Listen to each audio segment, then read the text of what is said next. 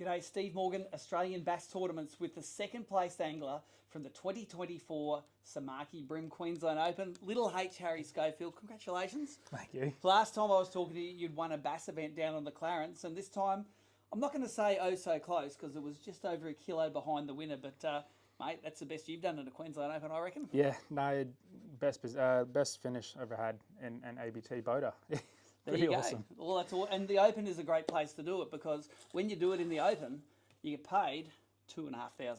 So where's that going to go? New lithium battery for the electric. Oh, there you are. You were chasing up a lithium battery, weren't you? And that's about what they cost, isn't it? Yes. There you go. Oh, if and it's going to be a green marine too, isn't it? 100%. Yeah. There you go. ABT sponsor. Both days, you were saying in the presentation that you're a canal guy. You like cranking those pontoons, and that's what you did for 2 days. Day one on the Gold Coast, day two in Raby Bay Canals. Run us through day one. Which way did you head, and what was the tactic? Day one, head to Hollywell and Shearwater around there. Those two canals there, and so they're small canal systems on the northern Gold Coast. Yeah, on the purpose Broadwater. were those small canal systems you wanted to fish? Yeah, they were small canals, and they're like closer towards the mouth of the the system. And I was like, almost breeding season. So as they're moving from the rivers north and south, they're going to congregate in those smaller canals just near the mouth as they head to spawn. And that's where I found the bigger numbers and bigger size fish a few weeks ago. Take us through your technique. This cranking pontoons is a real Gold Coast thing, and there is some great guys that are doing it on the Gold Coast, and it's won people a lot of money on the Gold Coast. So I want you to run these guys through exactly what you need to do to crank a pontoon. All right. So any 40 mil to 50 mil crankbait, I like to use the bigger lures. I find throw big lures, catch big fish. That worked this weekend. So yeah, the Dura Realis 52 MR. Shad crankbait in any colour. I like the anything that's flashy pretty much, and I detune them a little bit. So you're essentially breaking the lure to make it blow out to the side, to one side. I like to crank to the right hand side. I just find it more comfortable for me. So I make it blow out to the right hand side, and I just cast it tight to the pontoon, wind it, and just twitch. And I was finding the aggressive twitch, and then I let it pause. Even though it is a slow floating lure, to slow float against the pontoon, the brim would turn around, beat it up. And it was essentially stun it, and then it would come back and then just wallop it. And that technique I used both in Raby Bay and on the Gold Coast, and it got the big bites. So when you detune a lure, the way I remember it is you point the eyelet, you twist the eyelet the way you want it to go. Yeah. So if you want it to go right, you twist the eyelet to the right. Yeah. And you're actually, when you say detune it, it's not just a little bit swimming underneath. No, if you burn it, it blows out of the water. Yeah, I like to get it burnt. So 30 centimeters, it's blowing out of the water.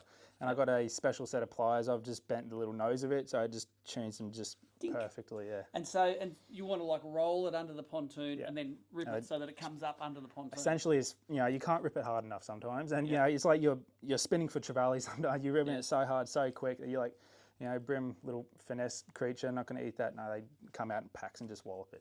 So day one, you caught your biggest bag actually today on day two. Day one, 3.133 kilos. Day two, 3.235 kilos. You kick a fish today, 35.5 centimetres, which is just under a kilo. Yeah. Take us through that fish. Take us about the capture. I shouldn't have caught it. By the books and how brim work, I shouldn't have caught that fish. It was dead slack tide around that midday. And I was like, all right, no run, no fun, nothing's happening. Let's just downsize everything. I went to a lightly weighted soft plastic, middle of the canal, middle of the canal system on the main stretch.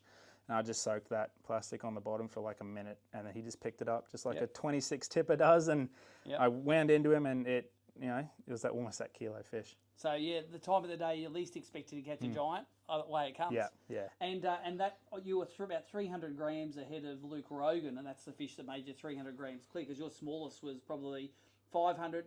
There's a 500 gram upgrade, so that earns you $1,000. That fish. And you'll see the clip that my observer today, Lance Marsh, I was fist pumping the air and saying some pretty things. It was awesome. Don't need to censor him, do I? No, you will. Yeah. Take us through your outfit. You were telling me before that this outfit won you the bass tournament in the Clarence. Yeah. And it's doing the same work on the brim. Tell us about it. What is it? It's one of the 13 fishing rods. Yeah, it's a 13 fishing omen, 6'6" light, with 2500 spin reel with that P.4 Suffix eggy braid. I had a few different setups rigged. All the same things. I go through a lot of lures, and it saves time. Where retying is pick up another rod and keep going. But I do love that rod. It's good for anything like your plastics, and you just folds away for your crankbaits perfectly. And as we can tell, it does catch bass as well. And what leader was it? It was 8 pound leader. I like to run that bit thicker leader because you see the canal, especially in Raby Bay, they're just full of barnacles and oysters. And it's look, it's a reaction baiting technique. They're probably not sitting there assessing how thick the line is. They think it's getting away, do they? No, they don't look at it at all. They come up and wallop, and if they want it, they'll have it. And having that, the 8 pound does help with those bigger fish. And we do come across a lot of mangrove jack. I caught one today, got roasted by another one. So it helps not lose as many lures. Great event for you. Anyone that you want to thank? I'd like to thank Rapala, BMC, for all the help they give to me and everything like that. And, my mum and my beautiful girlfriend Dominique for coming out and observing today. The Schofield team was strong, yeah, wasn't it? It was awesome. Lots of observing going on. And yes, we love the observers. If you want to ever come out and see these guys in action, there's no better way to learn than being on the back of the boat with one of these guns, because we put them on all the top place boats on day 2. So we did have a lot of observer spaces this year. So if next year you want to give it a crack, either the Daiwa Australian Open or the Samaki Queensland Open, what do you reckon, guys? They're in the background. Worth doing? There you go. So, mate, awesome. I think this is the sign of things to come. You're going to put that back into the industry in a battery, and, mate, you'll be electricing around twice as fast as you were today.